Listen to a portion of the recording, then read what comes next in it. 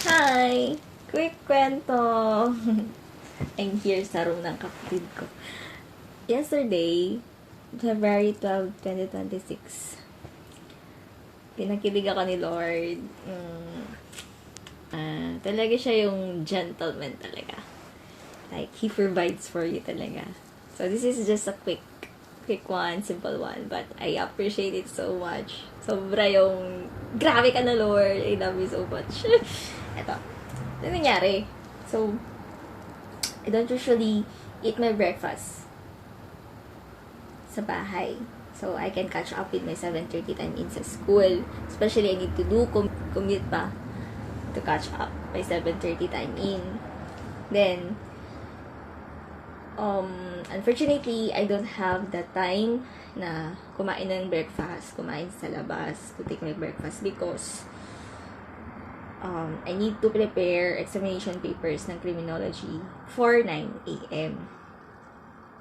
So, sabi ko, sige, unom na ako ng warm water. And then, nung palapit na ako sa canteen, sabi ko, sana may something to drink man lang. At least, hindi ako gugutumin while the students are taking their exam. Kasi ang pangit naman na kakain ako dun is 9 a.m. pa naman yung exam time. So, sana may drinks or chocolate na pwede kong dalhin doon. Okay, so pumunta ako sa criminology room sa classroom nila. I check on them first. Inayos ko muna yung upuan nila.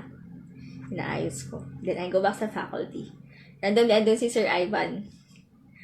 And I asked him something about immersion ng mga bata.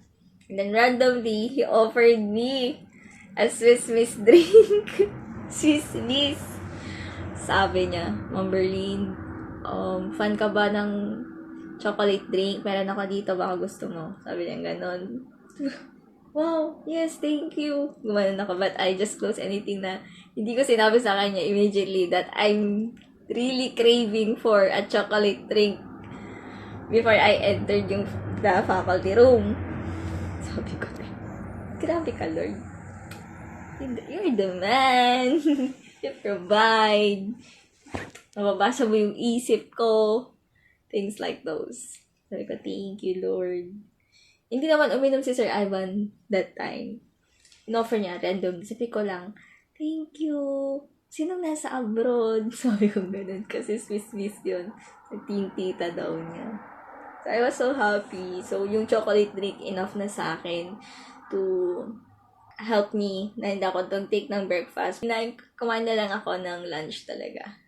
So, sobrang thank you, Lord. Kasi you always provide.